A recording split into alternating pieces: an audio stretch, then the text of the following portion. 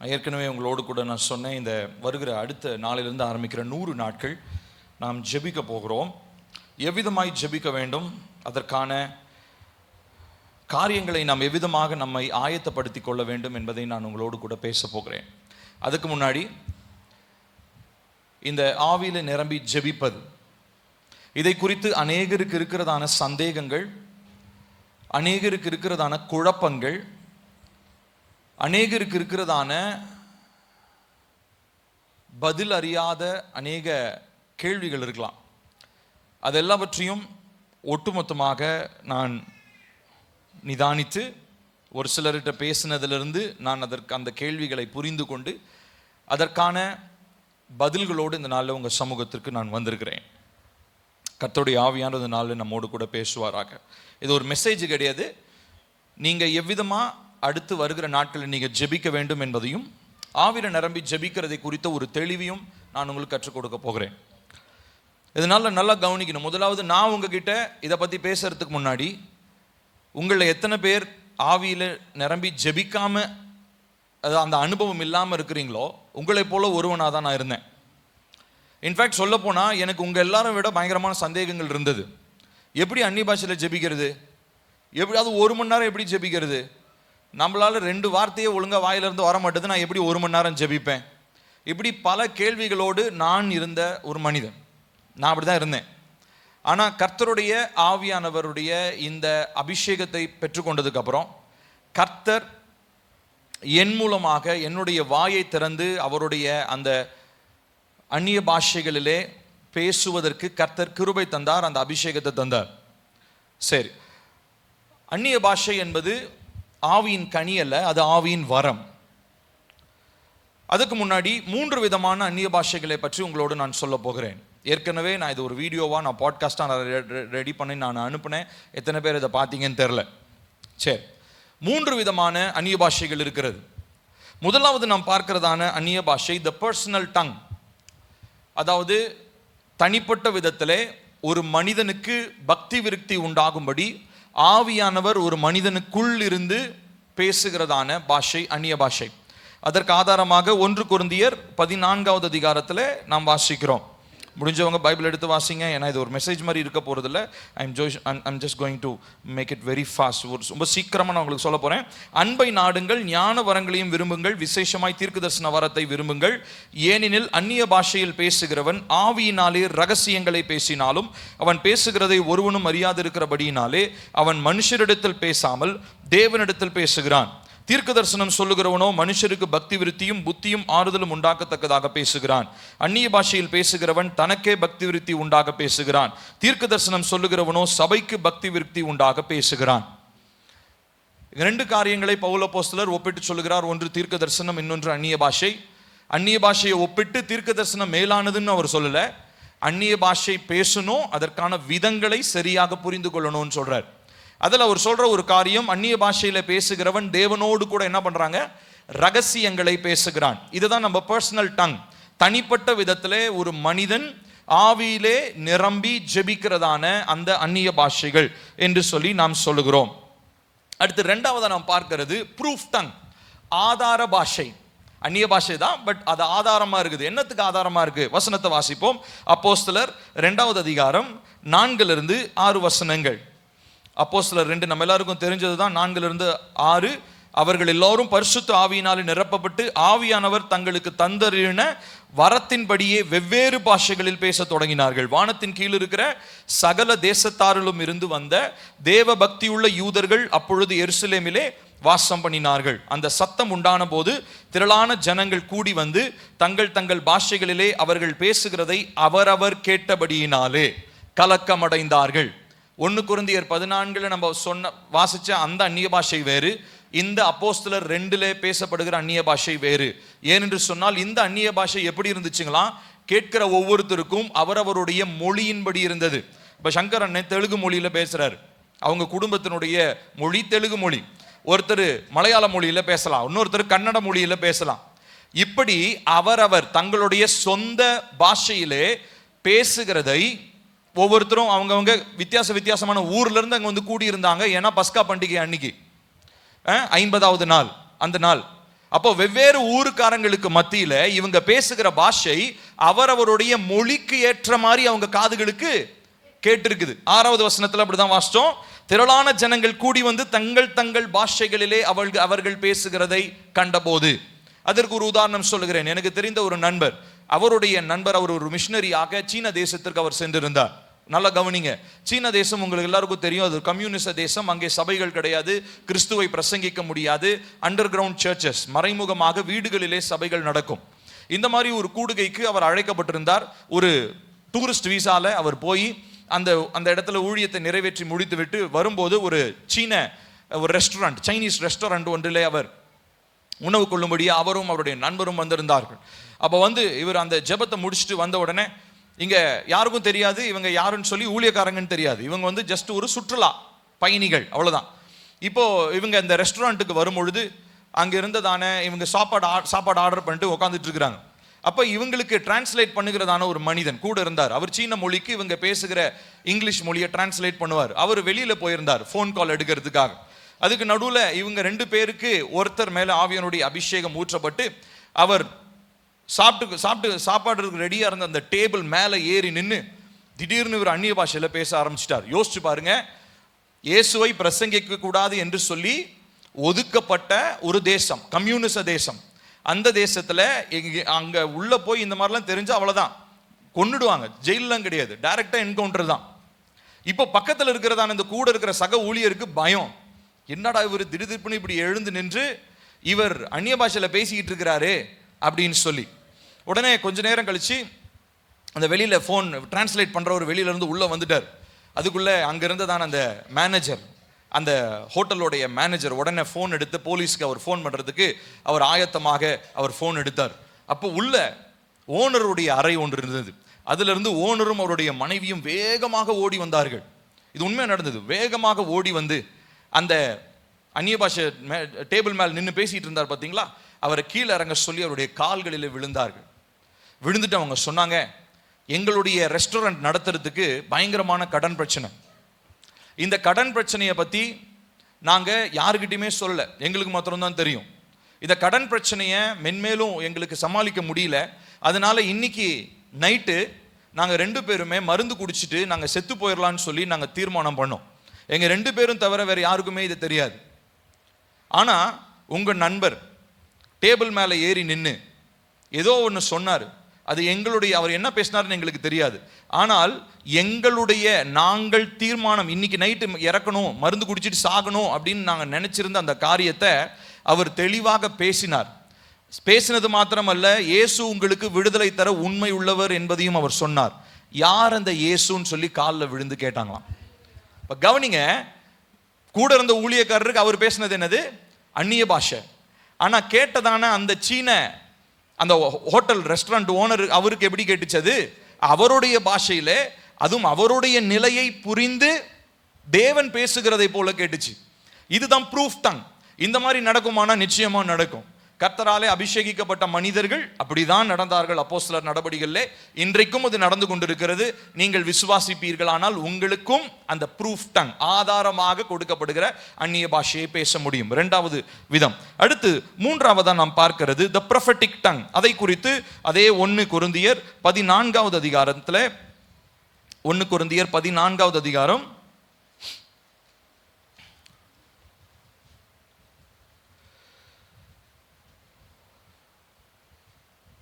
26வது வசனத்திலிருந்து 28வது வசனம் வரைக்கும். 1 கொரிந்தியர் 14:26-28. நீங்கள் கூடி வந்திருக்கிற போது உங்களில் ஒருவன் சங்கீதம் பாடுகிறான், ஒருவன் போதகம் பண்ணுகிறான், ஒருவன் அந்நிய பாஷையை பேசுகிறான், ஒருவன் ரகசியத்தை வெளிப்படுத்துகிறான், ஒருவன் வியாக்கியானம் பண்ணுகிறான். சகோதரரே, இது என்ன? சகலமும் பக்தி விருத்திக்கு எதுவாய் செய்யப்பட கடவது. யாராவது அந்நிய பாஷையிலே பேசுகிறது உண்டானால் அது 2 பேர் மட்டில் அல்லது மிஞ்சினால் 3 பேர் மட்டில் அடங்கவும், அவர்கள் ஒவ்வொருவராய் பேசவும், ஒருவன் அர்த்தத்தை சொல்லவும் வேண்டும். அர்த்தம் சொல்லுகிறவன் இல்லாவிட்டால் சபையிலே பேசாமல் தனக்கும் தேவனுக்கும் தெரிய பேச கடவன். 3வது சொல்லப்படுகிறது சபையிலே பேசப்படுகிறதான அந்நிய பாஷை. இந்த அந்நிய பாஷை சபையிலே பேசப்பட்டால் அதற்கான வியாக்கியானத்தையும் கண்டிப்பா என்ன பண்ணணும்? சொல்லணும். அதாவது என்ன அர்த்தம்? அது அந்த ஒரு பாஷை பரலோக பாஷை, அதனுடைய அர்த்தம் என்ன அப்படின்றதையும் சொல்லணும். புரியுதுங்களா? இந்த ஒரு காரியத்தை நான் குழப்பிக்கொண்டு நான் நிறைய நேரத்தில் சின்ன வயசுல அந்நிய பாஷையில் பேசுறதெல்லாம் தப்பு, என்ன இவங்க பாட்டுக்கு பேசிக்கிட்டு இருக்கிறாங்க, பைபிள் என்ன போட்டிருக்குது, அர்த்தம் சொல்லலைன்னா பேசக்கூடாதுன்னு போட்டிருக்குன்னு சொல்லி நான் நிறைய நேரங்களிலே பரிசுத்த ஆவியானவருடைய இந்த அந்நிய பாஷையின் வரத்தை நான் உதாசீனப்படுத்தின நாட்கள் உண்டு. ஆகையினால உங்களை போல அப்படிப்பட்ட ஒரு குழப்பம் மிகுந்த ஒரு மனுஷனா நான் இருந்தப்போ கர்த்தர் என்னுடைய நாவின் கட்டுகளை அவிழ்த்தார். இப்ப நல்லா கவனிங்க, 3 காரியங்கள் இருக்கிறது. ஒன்று, தனிப்பட்ட மனிதன், தனிப்பட்ட ஆவிக்குரிய மனிதன் பக்தி விருத்திக்காக பேசுவது ஒன்று. இன்னொன்று, நீங்கள் பேசுவது ஆதாரபூர்வமாக வேறு ஒருவனுக்கு கர்த்தருக்கு மகிமை செலுத்தும்படியாக, ரட்சிப்பை உண்டு பண்ணும்படியாக கர்த்தர் பேசுகிறதான ரெண்டாவது விதம். மூன்றாவது விதம் என்னன்னு சொல்லி சொன்னங்க, ப்ரொஃபட்டிக்கல் டங். ப்ரொஃபட்டிக்கல் டங்னா என்ன அர்த்தம்? அந்நிய பாஷையினுடைய அர்த்தத்தையும் பேசுகிறதான கர்த்தருடைய வரம். ஸோ இந்த 3 காரியங்கள் இருக்கிறது. 3மே அந்நிய பாஷை மாதிரி தான் இருக்கும். ஆனால் இந்த 3ஐயும் நாம் பகுத்தறிந்து, நாம் பிரித்து, நாம் அதை நிதானிக்க நமக்கு தெரிந்திருக்கணும். நான் சொல்றது புரியுதுங்களா? இப்போ நம்ம என்ன பண்ண போறோம், இந்த 100 நாட்கள்ல நம்ம பர்சனல் டங்ல ஜெபிக்க போகிறோம். தேவனோடு கூட என்ன பண்ண போறோம், ரகசியங்களை பேச போகிறோம். இப்போ நானும் சூர்யாவும் ஒரு ரகசியத்தை பேசுறோம் அப்படின்னா, எங்களுக்கு தெரிஞ்ச ஒரு மொழியில நாங்கள் பேசினாதான் உங்களுக்கு அது என்ன ஆகாது, புரியாது. இப்போ நான் உங்களுக்கு எல்லாருக்கும் தெரிஞ்ச தமிழ் பாஷையிலேயே நான் இவங்கிட்ட பேசினேன் அப்படின்னு சொல்லி சொன்னா அது ரகசியமா இல்லை.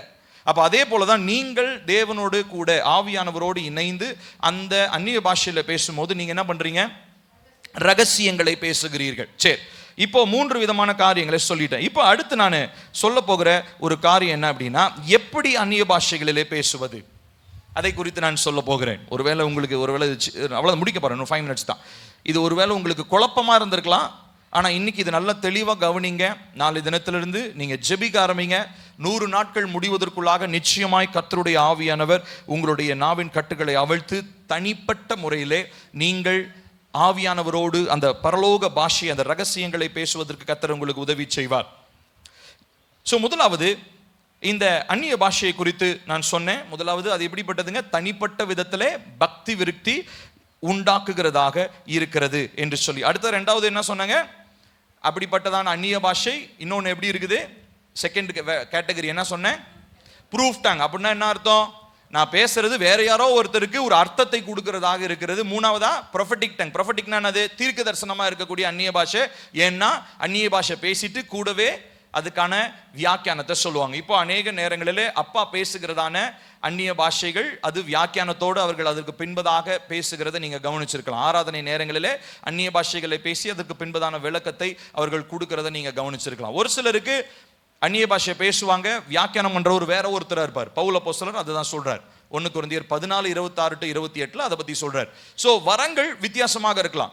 ஆனா பர்சனல் டங் அப்படின்றது கண்டிப்பா எல்லாருக்கும் அது இருக்க வேண்டிய ஒரு வரமாக இருக்கிறது. அது இன்ஃபேக்ட் வரம் அப்படின்றத விட அது இன்னும் ஒரு மேலான ஒரு காரியம். அதை பற்றி நான் உங்களுக்கு சொல்ல போகிறேன். ஸோ முதலாவது நீங்கள் செய்ய வேண்டிய காரியம் என்ன அப்படின்னா, 5 காரியங்களை நீங்க மனதில் வைத்துக் கொள்ள வேண்டும். முதலாவது, நீங்க ஆண்டவராகிய இயேசு கிறிஸ்துவை தெய்வமாக ஏற்றுக்கொண்டவங்க எல்லாருமே நம்ம ஆண்டவராகிய இயேசு கிறிஸ்துவை ஏற்றுக்கொண்டோம். அதுல எந்த விதமான சந்தேகமும் இல்லை.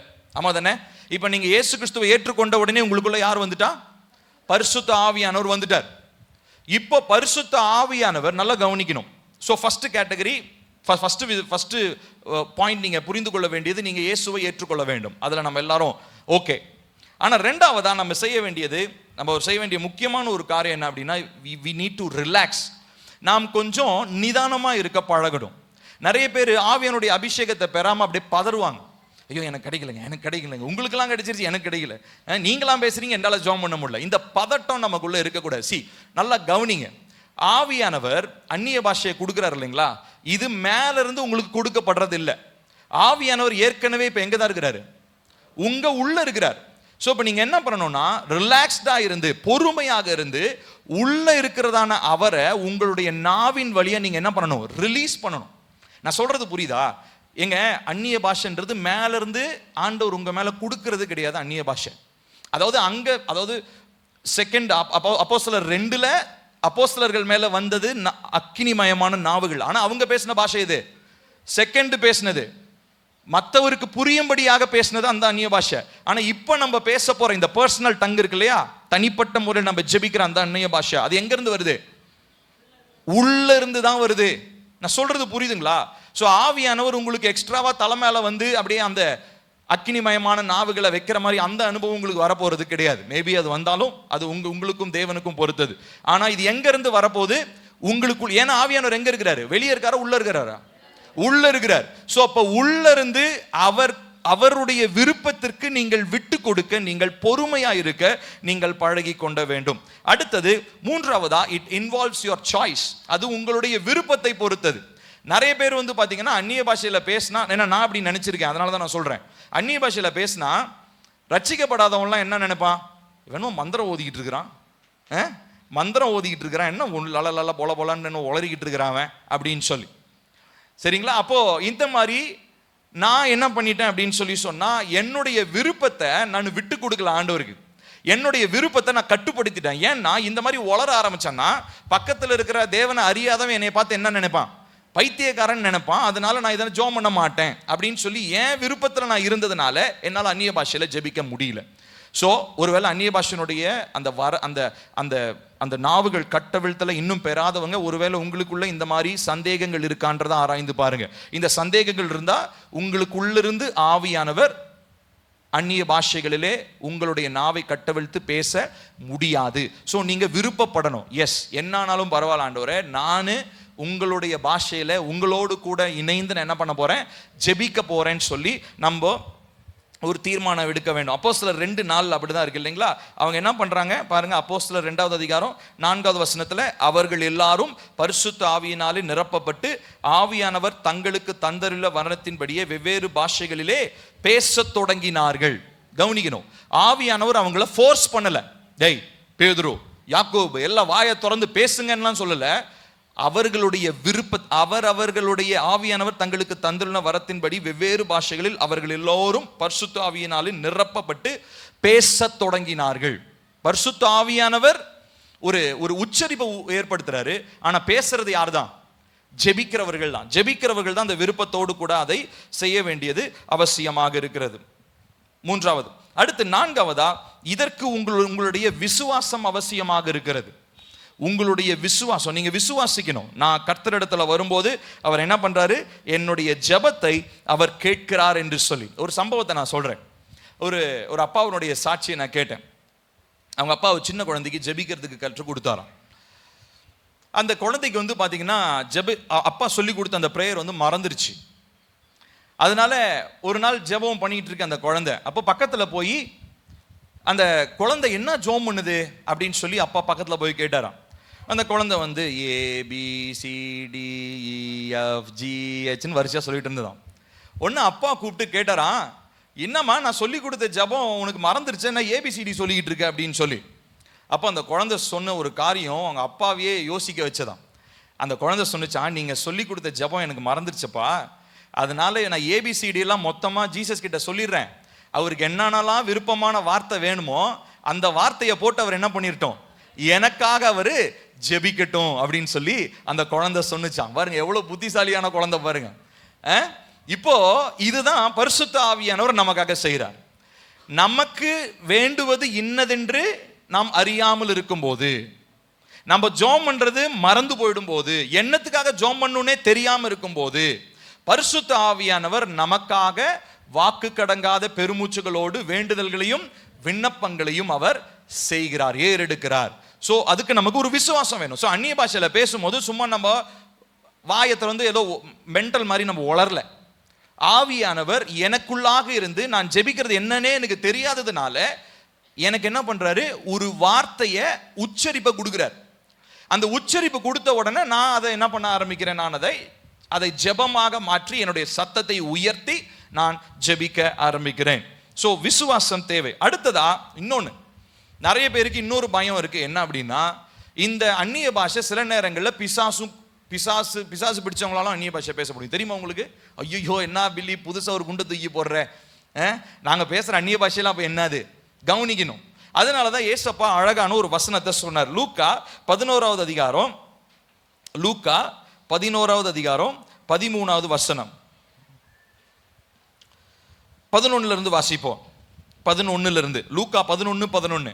உங்களில் தகப்பனாய் இருக்கிற ஒருவனிடத்தில் மகன் அப்பம் கேட்டால் அவனுக்கு கல்லை கொடுப்பானா? மீனை கேட்டால் மீனுக்கு பதிலாய் பாம்பை கொடுப்பானா? அல்லது முட்டையை கேட்டால் அவனுக்கு தேளை கொடுப்பானா? பொல்லாதவர்களாகிய நீங்கள் உங்கள் பிள்ளைகளுக்கு நல்ல ஈவுகளை கொடுக்க அறிந்திருக்கும் போது பரமபிதாவானவர் தம்மிடத்தில் வேண்டிக் கொள்ளுகிறவர்களுக்கு பரிசுத்த ஆவியை கொடுப்பது அதிக நிச்சயம் அல்லவா? இப்ப யாருக்கிட்ட நீங்க ஜெபம் பண்ணீங்க? பிசாசு கிட்ட ஜெபம் பண்றீங்களா? பிதா கிட்ட ஜெபம் பண்றீங்களா? அப்ப பிதா உங்களுக்கு கொடுக்கிறாருன்னா அவர் எப்படிதான் கொடுப்பாரு? பரிசுத்த ஆவியார் நல்ல ஈவுகளை தான் தருவார். ஆனா உங்களுடைய இன்டென்ஷன் சரியில்லை, மனசுல நோக்கம் சரியில்லாம நீங்க ஜெபம் பண்ணீங்கன்னா பிதாவானவர் அந்த ஜெபத்திற்கு காதை அடைச்சிக்குவாரு. அந்த ஜெபம் யாரு தான் கேட்பா? பிசாசு தான் கேட்பா. அப்போ இருதயத்திலிருந்து நல்ல எண்ணம் உள்ள இருதயத்தோடு நீங்க பிதாவின் இடத்துல, அப்பா நீங்க என்னுடைய அப்பா, எனக்கு இந்த பரிசுத்த ஆவியானவருடைய இந்த வரத்தை எனக்கு நீங்க கொடுங்க, என்னுடைய நாவின் கட்டுகளை நீங்க அவிழ்த்து விடுங்க அப்படின்னு சொல்லி ஜெபிக்கும் போது நிச்சயமா பிதா தான் தருவார். மாத்தி பிசாசு தரமாட்டான். பிசாசு தரமாரியும் இருந்தாலும் அதுக்கு காரணம் என்னவா தான் இருக்கும்? உங்களுடைய இருதயத்தினுடைய நினைவுகள், தேவனுக்கு பிரியமில்லாத காரியங்கள் இருதயத்தில் இருக்குமானால் பிசாசு பிடிச்சவங்களாலையும் அந்நிய பாஷை பேச முடியும். உண்மைதான். நான் நிறைய பேரை பார்த்துருக்கிறேன், அந்நிய பாஷை பேசிக்கிட்டு இஷ்டத்துக்கு தங்களுடைய விருப்பத்தின்படி மாம்சத்தின்படி பிசாசினாலே அலக்களிக்கப்படுகிறவர்களையும் நான் பார்த்திருக்கிறேன். ஆகையினாலே இந்த காரியங்களிலே நமக்கு ஒரு தெளிவு வேண்டும். ஆகையினாலே நான் 5 காரியங்களை சொல்லியிருக்கிறேன். முதலாவது என்ன சொன்னாங்க? ஆண்டவராக இயேசு கிறிஸ்துவை நீங்கள் ஏற்றிருக்க வேண்டும். ரெண்டாவதா நிதானமா இருக்கணும். ஏன்னா மேலிருந்து உங்களுக்கு உள்ள வர போறது இல்ல, உங்களுக்குள்ள இருக்கிற ஆவியானவர் தான் என்ன பண்ண போறாரு? உங்கள் நாவின் வழியாக அவர் வரப்போகிறார். மூன்றாவதா அது உங்களுடைய விருப்பத்தை பொறுத்தது, நீங்க விட்டு கொடுக்கணும். வேற எவன் என்ன நினைப்பான், யார் என்ன நினைப்பாங்கன்றதை யோசிக்காம நம்ம விட்டு கொடுக்கணும். நான்காவதா உங்களுக்கு விசுவாசம் வேண்டும்.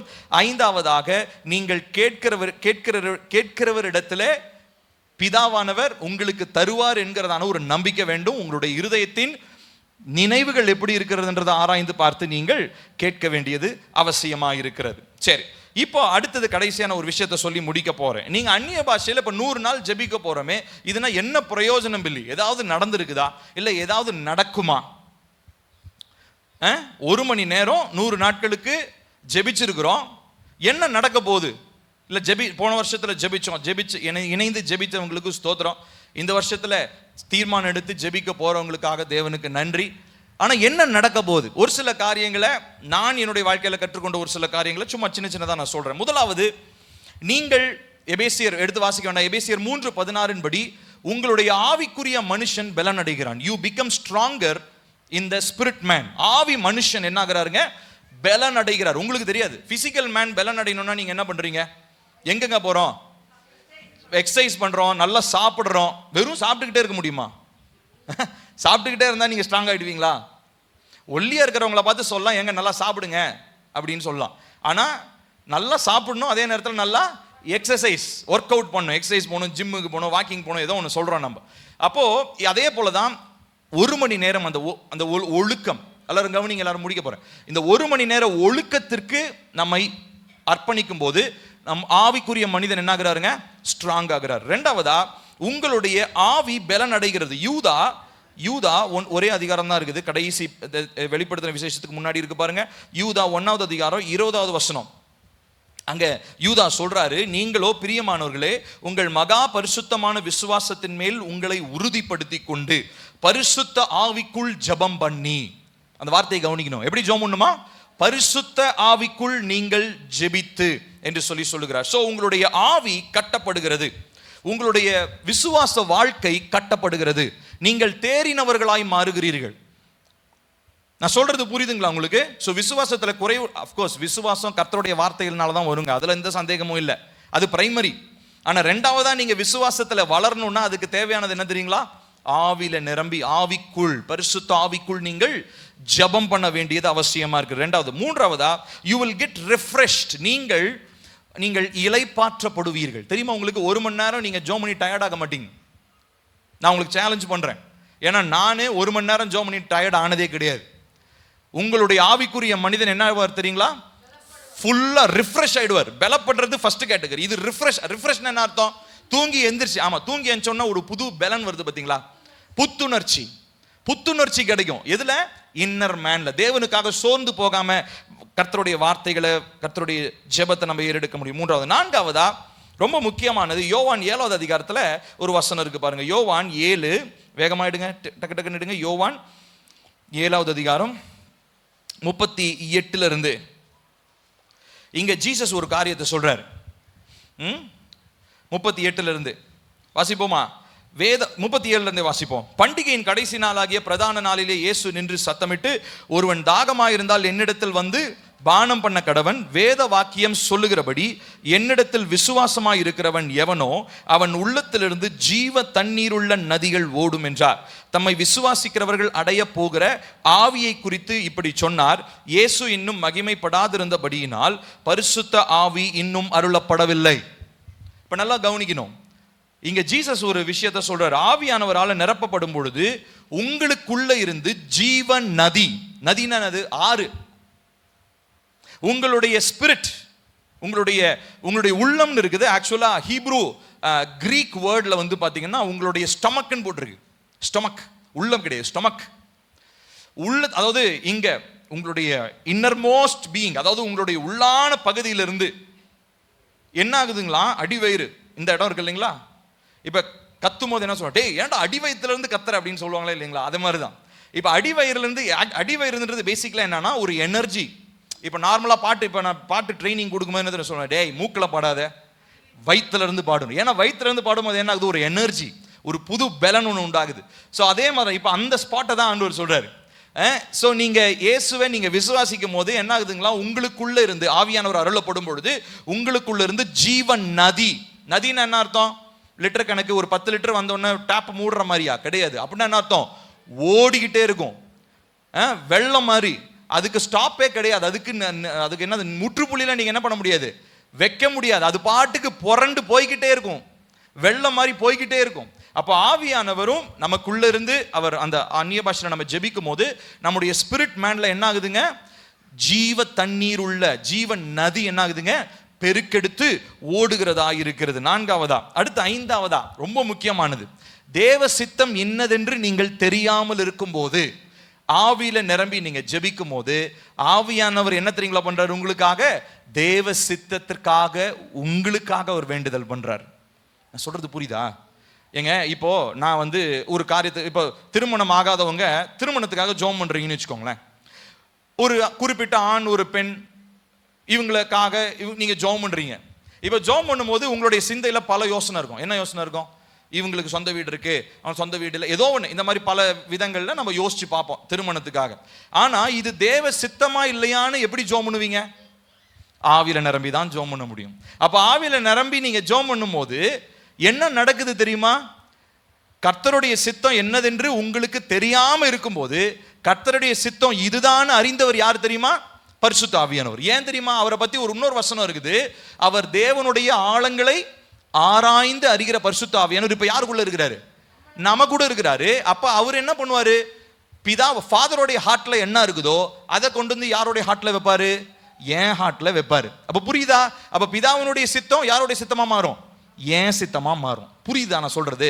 அப்போ பிதாவினுடைய சித்தத்துக்காக, தேவ சித்தத்துக்காக ஜெபிக்கிறவங்க அந்நிய பாஷையில நீங்க ஜெபிக்கும் போது தேவ சித்தம் வெளிப்படுகிறது. அடுத்து 6வதா, அந்நிய பாஷையிலே தேவனை நாம் துதிக்க முடியும். You can praise God.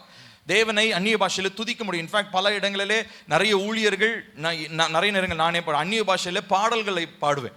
ராகமா இருக்கும் அந்நிய பாஷை, அந்த மாதிரிலாம் நிறைய இருக்குது. அடுத்ததா ரொம்ப முக்கியமானது, அந்நிய பாஷைகளை நீங்கள் ஜெபிக்கும் பொழுது உங்கள் நாவை கட்டுப்படுத்த முடியும். யாக்கோபு சொல்லுகிறார், நாவு ஒரு சின்ன அவயவமா இருந்தாலும் அது என்ன பண்ணுதுங்களா, அது பயங்கரமா, அதாவது அது நரக ஆக்கினைக்கு ஏதுவான காரியங்களை பேசுகிறதாகவும் அந்த அந்த காரியத்தை என்ன சொல்றது, கொழுந்து விட்டு எரிய செய்கிறதுமா இருக்கிறது அப்படின்னு சொல்லி அவர் சொல்றார். வாசிக்கலாமா? பாருங்க, யாக்கோபு 2வது அதிகாரத்தில் நம்ம வாசிக்கிறோம்.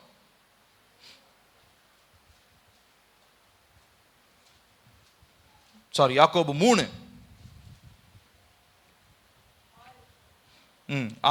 வாசிப்போமா? நாவும் நெருப்புதான், அது அநீதி நிறைந்த உலகம். நம்முடைய அவயவங்களில் நாவானது முழு சரீரத்தையும் கரைப்படுத்தி ஆயுள் சக்கரத்தை கொளுத்து விடுகிறதாயும் நரக அக்கினியினால் கொளுத்தப்படுகிறதாயும் இருக்கிறது. நாவை பத்தி சொல்லும்போது என்ன சொல்றாரு? நெருப்புங்களாம், சின்ன நெருப்பு, ஆனா அது பயங்கர பவர்ஃபுல்லான ஒரு வெப்பன். அப்போ அதே போலதான் நம்மளுடைய நாவிலும் நாவை நம்ம கட்டுப்படுத்தலைன்னா தேவையில்லாத வார்த்தைகளினாலே அழிவை ஏற்படுத்தக்கூடிய காரியங்களை நாம் பேசிக்கிட்டு இருப்போம். அப்போ உங்களுடைய நாவை நீங்கள் என்ன பண்ணணுங்க, கட்டுப்படுத்தணும்னா உங்களுடைய நாவினாலே அந்நிய பாஷைகளை நீங்கள் பேச வேண்டியது அவசியமாக இருக்கிறது. ஸோ இது நிறைய பேர் எப்படி சொல்லுவாங்கன்னா, இது வரங்க, எல்லாருக்கும் எல்லா வரமும் கிடைக்காதுங்க, அதனால எனக்கு இந்த வரம் ஆண்டவர் கொடுக்கலன்னு வச்சுக்கலாம். அப்படிலாம் வாய்ப்பே கிடையாது. நான் சொன்னது நீங்கள் புரிஞ்சுக்கோங்க. அதனால தான் 3 விதமான அந்நிய பாஷையை பற்றி சொன்னேன். அந்த 2வது கேட்டகரி 3வது கேட்டகரி விட்டுருங்க. அது மேபி அது வரங்களில் வரலாம், நீங்கள் அதுக்காக ஜெபிங்க, அது உங்களுடைய விருப்பம். ஜெபித்து கர்த்தர் உங்களுக்கு கொடுக்குறாருன்னா அது வேற. ஆனால் முதல்ல நம்ம சொன்னது பர்சனல் டங், தனிப்பட்ட விதத்தில் ஒருவர் தேவனோடு கூட ரகசியங்களை பேசுவது என்பது அது வரம் அல்ல, உங்களுக்குள்ள இருந்து ஆவியானவர் உங்கள் நாவின் மூலமாக பிதாவின் இடத்துல ஜெபிக்கிறதான ஜெபம். நான் சொல்றது புரியுதா? அப்ப நம்ம எல்லாருமே இந்த காரியத்தை நம்ம ஆசைப்படணும், இதை விரும்பணும். நிறைய பேருக்கு அந்நிய பாஷை வராததுக்கு ஒரு காரணம் சொல்லட்டுமா? அந்நிய பாஷை அந்த வரத்தை அந்த அபிஷேகத்தை நீங்க பெறாததுக்கு ஒரு காரணம் என்ன தெரியுமா? அந்நிய பாஷையை பற்றி தவறான ஒரு கண்ணோட்டம் உங்களுடைய மைண்ட்ல இருக்குது. கொஞ்சம் யோசிச்சு பாருங்க. அது இல்லாம ஆண்டவர் உங்களுக்கு கேட்டு தராம இருக்க மாட்டார். ஸோ அது என்னன்றதை ஆராய்ஞ்சு பாருங்க. அது உங்களுடைய சிந்தை விட்டு அகற்றுங்க. ஆண்டவர் இடத்துல அதற்கான பதிலை கேளுங்க. ஒருவேளை உங்களுக்கு சந்தேகம் இருந்தால் நீங்கள் என்கிட்ட கேளுங்க, இல்லை அப்பா கிட்ட கேளுங்க. அது எப்படி, எதனால நான் இதை ஜெபிக்கணும், இந்த கேள்வி எனக்கு இருக்குது.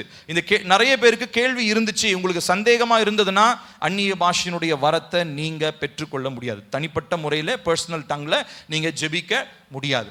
அதே மாதிரி இன்னொரு காரியத்தையும் சொல்ல விரும்புகிறேன், சொல்லி முடிச்சு நான் ஜெபிக்க போகிறோம். என்ன அப்படின்னா, அந்நிய பாஷை பேசும்போது இப்போ நான் உங்ககிட்ட ஒரு வார்த்தை இப்போ நான் பேசுகிறேன்னா, இப்போ நான் பேசும்போது என்னுடைய மூளையும் வேலை செய்து, என்னுடைய வாயும் வேலை செய்யுது. கரெக்டா? அதனால தான் உங்ககிட்ட என்ன பேசணுமோ அதை சிந்திச்சு நான் பேசுகிறேன். ஆனால் அந்நிய பாஷையில் ஜெபிக்கும் போது அப்படி கிடையாது. அந்நிய பாஷையில் ஜெபிக்கும் போது ஆவியானவர் தான் ஜெபிக்கிறார். ஸோ உங்களுடைய மூளை எப்படி இருக்கும் தெரியுமா? ஆமாம், மூளை அமைதலாயிடும். நான் சொல்றது புரியுதா? மூளை நாவுக்கு எந்த சிக்னலையும் அனுப்பாது. ஆவியானவர் தான் உள்ள இருந்து என்ன பண்றாரு, பேசுவார். அப்போ இப்படியும் ஒரு சான்ஸ் ஆயிடும். என்னன்னா, என் இஷ்டத்துக்கு நான் ஏதாவது ஒன்று யோசிச்சுக்கிட்டு லலலலா லொலலொலான்னு உளறிக்கிட்டு இருந்தேன்னா அதில் என்ன பிரயோஜனம் இருக்கு சொல்லுங்க பார்க்கலாம். ஏன்னா பரிசுத்த ஆவியானவர் உள்ள இருந்து பேசுறாரு. மூளை என்ன ஆயிடுச்சு, மூளை பைபாஸ் ஆயிடுச்சு. ஆவியானவர் என்னுடைய டங்க கண்ட்ரோல் எடுத்துடுறாரு. இப்போ நான் மூளையில சிந்திக்கிறதும் எப்படி இருக்கணும், தேவனுக்கு பிரியமானதா இருக்கணும். அப்போ ஒரு காரியத்தை நீங்க தெளிவா தெரிஞ்சு கொள்ளுங்க. நீங்க சிந்தையில எதை சிந்தித்து நீங்கள் ஜெபிக்க ஆரம்பிக்கிறீங்களோ அதை பரிசுத்த ஆவியானவர் என்ன பண்றாருங்க, தன்னுடைய சித்தத்தோடு அப்படி அவர் இணைச்சிருவார். ஒருவேளை என் இஷ்டத்துக்கு நான் சிந்திக்கும் போது அதையும் அவர் கரெக்ட் பண்ணுவார். அப்போ என்னுடைய சிந்தையில நான் என்ன யோசிக்கிறேன்றது முக்கியம். ஏன்னா ஆவியில நிரம்பி ஜெபிக்கும் போது எனக்கு அந்த மாதிரி சூழ்நிலைகள் வந்திருக்கு. அந்நிய பாஷை நிரம்பி ஜெபிக்கிறவங்க எத்தனை பேருக்கு இந்த பிரச்சனை நீங்க அனுபவிச்சிருக்கீங்கன்னு தெரியல. ஜோம் பண்ணிட்டே இருப்போம். திடீர்னு பார்த்தா வேற ஏதோ யோசனை இருக்கும். ஆனால் வாய் மட்டும் என்ன ஆகிட்டு இருக்கோம், அந்நிய பாஷையில பேசி கொண்டு இருப்போம். ஸோ அது ரொம்ப தவறான ஒரு காரியம். அப்போ நம்முடைய சிந்தையிலும் நமக்கு என்ன வேணுங்க, ஒரு கவனம் தேவை. அப்போ சிந்தையில நம்ம என்ன சிந்திக்கிறோம் அப்படின்றது ரொம்ப முக்கியம். தேவனுக்கு சித்தமில்லாத சிந்திச்சுக்கிட்டு ஆவியானவர் என்கிட்ட பேசுவார்னா அப்பதான் நீங்க, அதான் நான் சொன்னது புரியுதுங்களா? உங்களுடைய அந்நிய பாஷை எப்படிப்பட்ட அந்நிய பாஷையா மாறிடும், பிசாசு பிடிச்சவங்க பேசுற அந்நிய பாஷையா மாறிடும். அப்போ இது ஒரு சின்ன ஒரு லைன் தான், ஒரு மெல்லிய கோடு தான். இந்த பக்கம் தாண்டி வந்துட்டீங்கன்னா நம்மளுடைய அந்நிய பாஷை பிசாசுனுடைய பாஷையா மாறிடும். ஆனா அந்த பக்கம் உங்களுடைய இருதயத்தையும் சிந்தையும் பரிசுத்தமா காத்துக்கொண்டு நீங்க ஜெபிச்சீங்கன்னா நீங்க பேசுற பாஷை பரலோக பாஷையா இருக்கும். நான் சொல்றது புரியுதா உங்களுக்கு? ஸோ அப்போ உங்களுடைய சிந்தையை நீங்கள் தெளிவுபடுத்திக் கொள்ள வேண்டும். இருதயத்தில் உங்க உள்ளத்திலிருந்து அவர் ஆண்டவர் பேசுறாரு, ஆவியானவர் பேசுறாரு, நல்லதுதான். அவருக்கு விட்டு கொடுக்குறீங்க, நல்லதுதான்.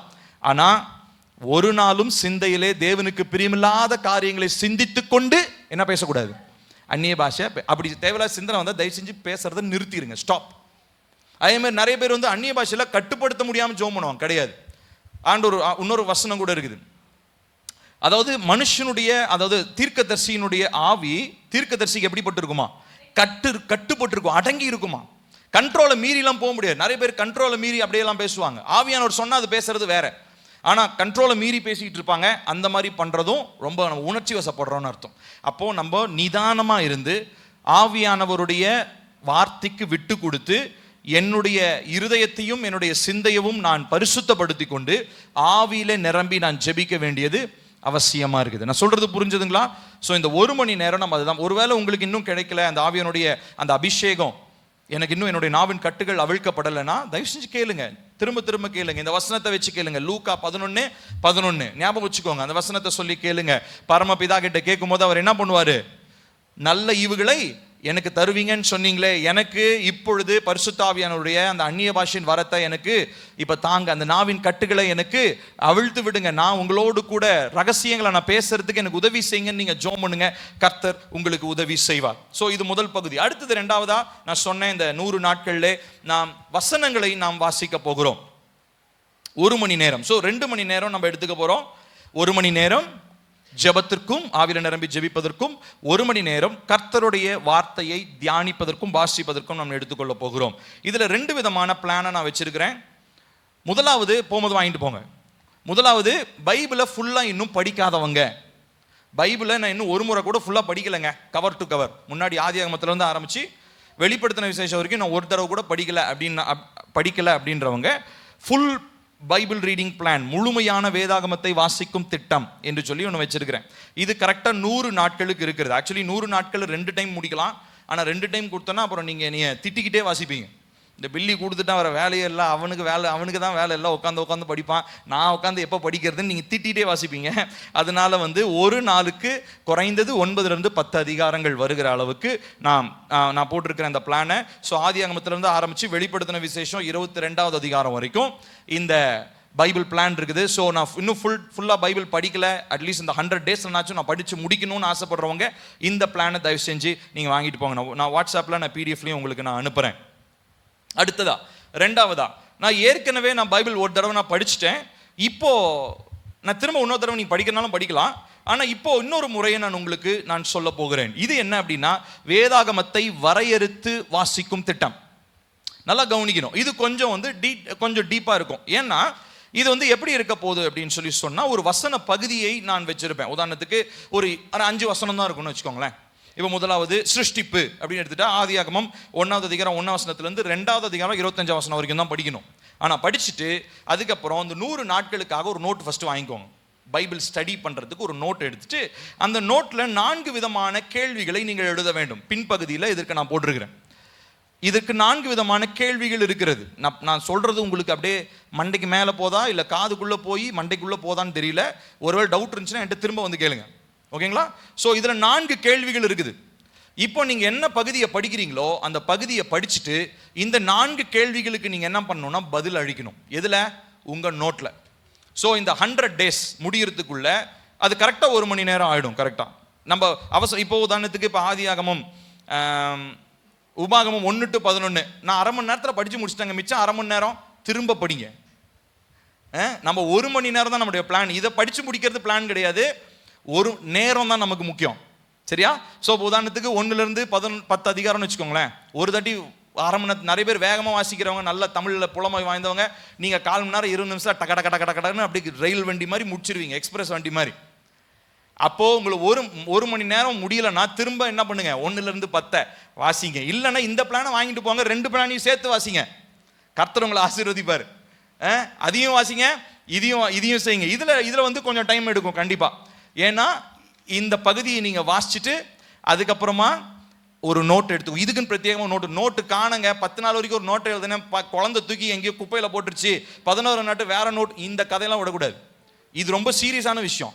குழந்தைங்கிட்டலாம் அந்த நோட்டு கொடுக்கக்கூடாது. குழந்தைங்க வீட்டில் இருந்தாங்கன்னா அந்த நோட்டை கொஞ்சம் தனியாக வைங்க, உங்கள் பைபிளை தனியாக வைங்க. அந்த டைமில் டிஸ்டர்ப் பண்ண யாரையும் நீங்கள் அனுமதிக்காதீங்க. உங்கள் ஃபோனை சைலண்டில் போடுங்க. அதனால் நான் காலையில் ஒரு டைம் உங்களுக்கு ரெக்கமெண்ட் பண்ணுறேன். Morning 5 to 6. இல்லைங்க எனக்கு 6 மணிக்கெல்லாம் வேலை இருக்குன்னா 4 to 5, அது உங்களுடைய வசதி. அதிகாலையில் மேக்ஸிமம் இந்த பைபிள் ரீடிங்கை வச்சுக்கிறதுக்கு பிளான் பண்ணுங்க. இரவில் 10லேருந்து 11 நம்ம என்ன பண்ண போகிறோம்? ஜெபிக்க போகிறோம். நான் சொல்கிறது புரியுதுங்களா? அது ஒருவேளை இந்த பிளானாக இருக்கலாம், இல்லைன்னா இந்த பிளானாக இருக்கலாம், இல்லை 2யுமே சேர்த்து நீங்கள் பண்ணுறதா இருந்தாலும் ரொம்ப ரொம்ப சந்தோஷம். அப்போது இதுக்கு பின்பதாக இருக்கிறதா 4 கேள்விகள் இருக்கிறது. இந்த 4 கேள்விகளுக்கு நீங்கள் பதில் தந்து, அதில் 4 கேள்விகளுக்கும் நீங்கள் சின்னதாக உங்களுக்கு புரிகிற மாதிரி, இது எக்ஸாம் கிடையாது, எழுதிட்டு வந்து நீங்கள் என்கிட்ட காமிக்க போகிறதும் இல்லை, உங்களுக்கு புரிகிற விதத்தில் இந்த கேள்விகளுக்கான பதில்களை நீங்கள் என்ன பண்ண போகிறீங்க, அந்த நோட்டில் நீங்கள் எழுத போகிறீங்க. நான் சொல்கிறது புரியுதா? ஸோ அப்போ நம்ம என்ன பண்ண போகிறோம்? 100 நாட்கள் இன்றிலிருந்து நாளையிலிருந்து ஜெபிக்க போகிறோம். அதே நேரத்தில் கர்த்தருடைய வார்த்தையில் வளரவும் போகிறோம். 100 நாட்கள் முடிவதற்குள்ளாக கர்த்தர் நிச்சயமா ஏதாவது ஒரு காரியத்தை செய்வார். தேவையில்லாத நம்முடைய வாழ்க்கையை விட்டு வெளியே போயிடும். தேவையானது கர்த்தருடைய நன்மையான காரியம் நம்முடைய வாழ்க்கைக்குள்ள வரும். அப்பையும் அந்த 100 நாட்கள்ல 2 மணி நேரம் தூங்கணும்னு முடிவு பண்ணீங்கன்னா தூங்கிக்கோங்க, அது உங்களுடைய விருப்பம். சர்ச்சுக்கு வந்து தூங்குற மாதிரியே நான் அங்கேயும் தூங்குவேன் அப்படின்னா அது உங்களுடைய விருப்பம். ஆனால் இந்த 100 நாட்களில் நான் ரொம்ப சீரியஸாக எடுத்து இவ்வளோ நாள் தான் எல்லாம் வேஸ்ட் பண்ணியாச்சு, போகட்டும். ஆனால் மார்ச் 11, 2024 என்னுடைய ஆவிக்குரிய வாழ்க்கையை கொஞ்சம் சீரியஸாக எடுத்து முழு கவனத்தோட 10 நாள் 15 நாள் இல்லை 100 நாட்களும் நான் என்ன பண்ணுவேன், நான் செய்வேன். ஒரு தீர்மானம் எடுங்க, ஆண்டோட்ட பலனை கேளுங்க, தேவன் நிச்சயமா உங்களை ஆசீர்வதிப்பார். ஹல்லேலூயா. நம்ம ஜெபிக்கலாம். அன்புள்ள ஆண்டவரே, இந்த நல்ல மதிய வேலைக்காக உமக்கு நன்றி சொல்லுகிறோம். அப்பா, இந்த நாளிலே இந்த காரியங்களை குறித்து நாங்கள் பேசுறதுக்கு எங்களுக்கு உதவி செஞ்சீங்க. ஆவியானவர் நீர் உம்முடைய பிள்ளைகளுக்குள்ளாக தான் இருக்கிறீர். ஆனால் நான் அடியேன் உடைய வாழ்க்கையில் இருந்ததான அந்த அனுபவத்தை நான் பகிர்ந்து கொண்டேன்ப்பா. என்னுடைய நாவின் கட்டுகளை அவிழ்த்து, என்னுடைய சந்தேகங்களுக்கு பதில்களை கொடுத்து, என்னுடைய நாவின் கட்டுகளை அவிழ்த்து நீங்க என் மூலமாக அந்த ரகசியங்களை நீர் பேசுகிறதை போல இங்கு வந்து இந்த சத்தத்தை கேட்க போகிற ஒவ்வொரு பிள்ளைகளுடைய நாவின் கட்டுகளையும் கர்த்தர் அவிழ்த்து அவர்களுக்குள்ளாக இருந்து ஆவியானவர் பிதாவுக்கு ஏற்றதான பிதாவினுடைய சித்தமான அந்த ரகசியங்களை, அந்த ஜெபங்களை ஏறெடுக்கும்படி பரிசுத்த ஆவியானவர் உம்முடைய பிள்ளைகளுக்கு உதவி செய்வீராக. விசேஷித்ததான தேவ கிருபையும் தேவனுடைய ஆளுகையும் உண்டாகும்படி ஜெபிக்கிறோம். நாளையிலிருந்து இந்த 100 நாட்கள் நாங்கள் அப்பா முழு மனதோடு, ஒரு உத்தரவாதத்தோடு, முழு கவனத்தோடு அப்பா நாங்கள் ஆவியில நிரம்பி ஜெபிக்கவும் உம்முடைய வார்த்தைகளை நாங்கள் முழுவதுமாய் தியானிக்கவும் கர்த்தர் எங்களுக்கு உதவி செய்வீராக. கர்த்தருடைய ஆவியானவர் நீர் இந்த காரியங்கள் எங்களுக்கு உதவி செய்யுங்க அப்பா. நாங்க எங்க சொந்த பலத்தினால, எங்க சொந்த முயற்சியினால இதை செய்யலப்பா.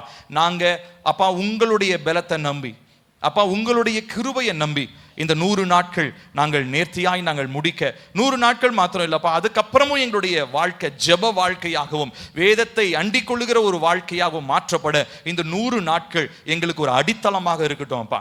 தொடர்ந்து எங்களுடைய ஆவிக்குரிய வாழ்க்கையை நீங்க அப்பா மென்மேலும் ஆண்டவரே எங்களுடைய ஆவிக்குரிய மனுஷன் பலப்படவும், ஆவிக்குரிய வாழ்க்கையில நாங்கள் வளரவும் கர்த்தர் எங்களுக்கு உதவி செய்யும். நம்முடைய பிள்ளைகள் ஒவ்வொருவரையும் கர்த்தர் ஆசீர்வதிங்க அப்பா. தொடர்ந்து நாளை தினத்திலிருந்து எந்த தடையும் இல்லாம இந்த ஜெபங்களை நாங்கள் நேர்த்தியாய் ஏறெடுக்க எங்களுக்கு உதவி செய்யும் அப்பா. இந்த ஜெபத்திற்கு தடையாக பிசாசானவன் திட்டம் பண்ணிருக்கிற சகல திட்டங்களும், சகல பலவீனங்களும், தடை செய்கிற வல்லமைகளும் இயேசுவின் நாமத்தினாலே அப்பா இந்த நாட்களிலே எங்களை குடும்பங்களை விட்டு, எங்களுடைய எல்லைகளை விட்டு வெளியேறும்படி நாங்கள் கட்டளையிடுகிறோம்.